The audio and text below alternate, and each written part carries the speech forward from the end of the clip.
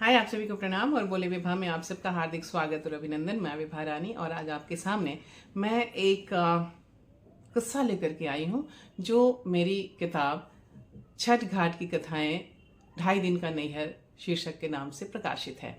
ये किताब ऑनलाइन है और notnel.com से आई हुई है।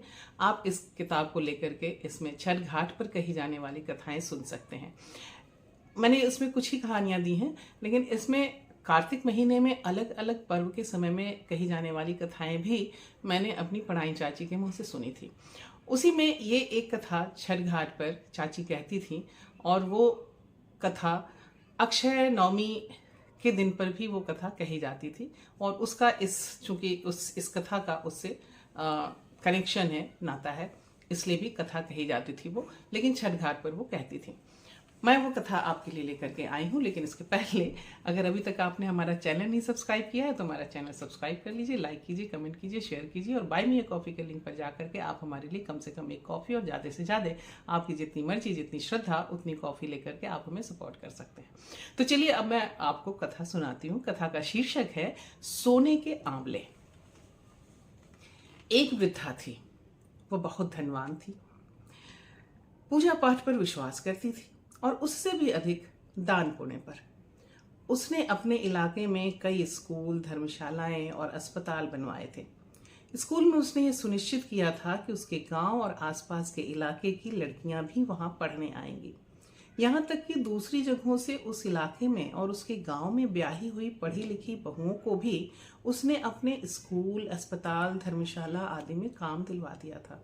जो बहुएं पढ़ी लिखी नहीं थी उनके लिए भी उसने रात्रि पाठशाला का इंतजाम करवाया था। जो वह इन सब के बावजूद वह स्वयं बहुत साधारण तरीके से रहती थी।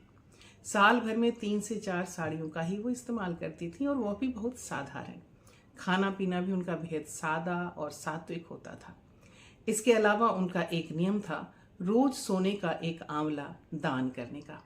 इसे भी वह केवल ब्राह्मण को न देकर किसी न किसी जरूरतमंद को देती थी ताकि वह उसे बेचकर अपनी जरूरतें पूरी कर सके। वृद्धा की ख्याति दूर दूर तक फैल गई थी। धीरे धीरे दूर दूर के इलाके के लोग भी वहां स्कूलों में अपने बच्चों को पढ़ने के लिए और अस्पताल में इलाज करवाने के लिए आने लगे थे। वे सब धर्मशाला में मामूली रकम देकर ठहरते, स्कूल और अस्पताल में भी अपनी सामर्थ्य के अनुसार सहयोग करते। जिनके पास कुछ नहीं होता वे श्रमदान करते, परंतु वृद्धा की बहू और बेटे को उसका यह काम पसंद नहीं था।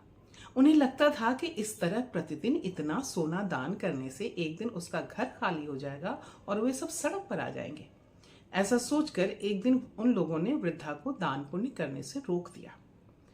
स्वाभिमानी वृद्धा इस बात को सहन ना कर सकी।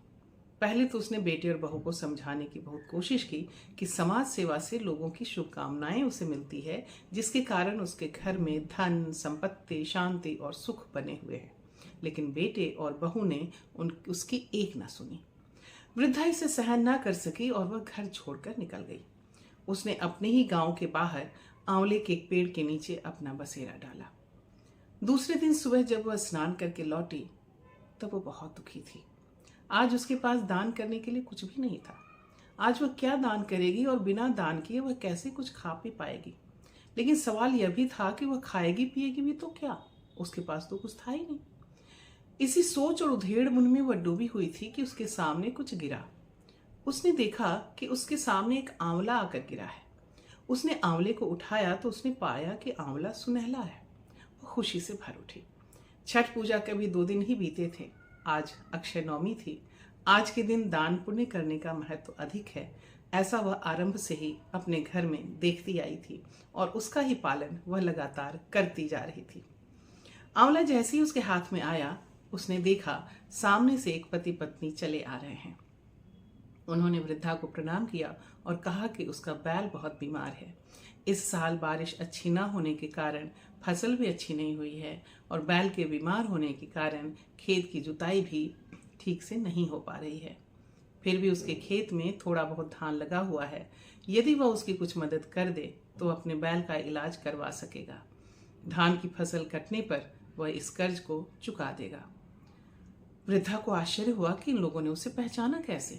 स्त्री बोली, वे दोनों उसके घर गए थे जहां उनके बेटे बहू ने उनका निरादर करते हुए उन्हें वहां से भगा दिया।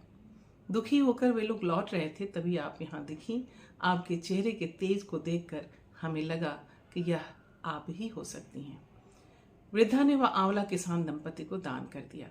किसान दंपति ने उसी आंवले के पेड़ के नीचे अपनी गठरी में लाए हुए दाल चावल आदि को पकाया, वृद्धा को सादर खिलाया और स्वयं भी खाकर वृद्धा द्वारा मिले दान को लेकर चले गए। वृद्धा ने वहीं अपना बसेरा बसा लिया। वह रोज पास की नदी से स्नान करके आती, उसे रोज वहां एक आंवला मिलता और वह उसे दान में दे देती।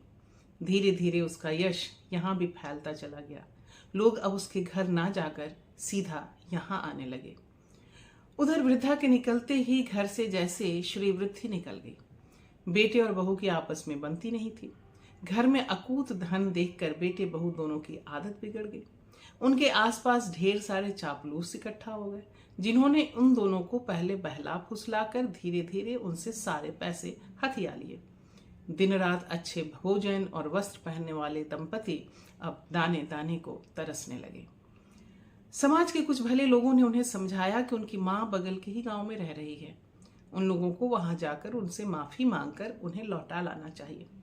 पहले तो दोनों बड़े संकोच में पड़े कि कैसे वे अपनी माँ के पास जाएं और उनसे क्षमा मांगें, लेकिन गांव के उन भले लोगों के समझाने पर वे दोनों गए कि अरे भाई माँ है, माँ से कैसा दुराचार, उससे कैसा संकोच और कैसा पश्चाताप और कैसा पर्दा, जाओ माँ से माफी मांगो। वे दोनों वहां गए, लेकिन अपनी माँ की श्रीवृद्धि को देखकर वे दोनों फिर से चकित रह गए। बेटे और बहू दोनों उनके पैरों पर गिर पड़े और क्षमा मांगते हुए उन्हें वापस चलने का अनुरोध करने लगे।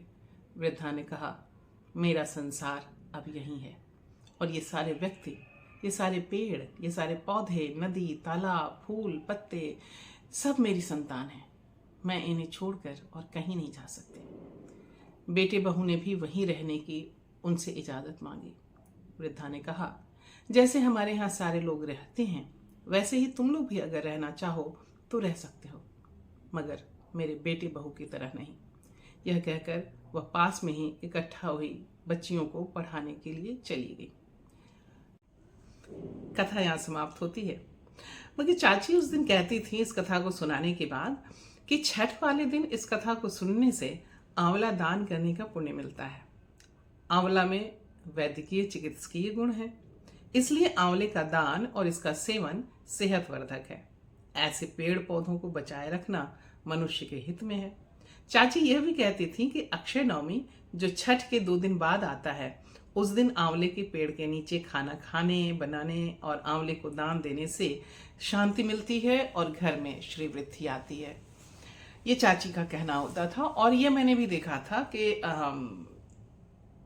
अक्षय नवमी के दिन लोग आंवले के नीचे बैठ करके खाते थे, पीते थे और खास करके छठ के अर्घ्य में जो प्रसाद चढ़ा हुआ है उसको बचा करके रखते थे और उसे उस दिन खाते थे आंवले के पेड़ के नीचे बैठ करके। आंवले के पेड़ के नीचे उस दिन लोग खाना पीना बनाते थे और खाना खाते थे। एक तरह से सामूहिक भोजन भी होता था। जिनके पास इतनी हैसियत होती थी तो वे पूरे गांव को आमंत्रण देते थे और वहां पर उनको खाना पीना खिलाते थे और कहते थे कि आंवले के पेड़ के नीचे बैठ करके आप खाना खा रहे हैं और ऊपर से अगर आंवले का एक भी पत्ता आपके पत्तल या आपकी थाली पे गिरा तो आप समझिए कि उस दिन आपका वहां आना और आंवले के पेड़ के नीचे बैठ करके खाना सफल हो गया। इन बातों में कितनी सच्चाई है, कितना क्या है, कितना विश्वास है, ये मैं नहीं जानती, लेकिन कथाओं का अपना एक रस होता है, कथाओं का अपना एक संसार होता है और इन कथाओं के साथ साथ जब हम पलते बढ़ते हैं तो एक बालमन भी हमारी एक कल्पना की उड़ान भरता है और उन कल्पनाओं के माध्यम से हम अपना एक लोक सृजित करते हैं। और अगर ये किस्से कथा ना हो तो हम आप ना हो, हमारे आपके पास कल्पना ना हो और उन कल्पनाओं के बाद उन कल्पनाओं से ही कई कृतियां निकल करके हमारे सामने यथार्थ में आती हैं।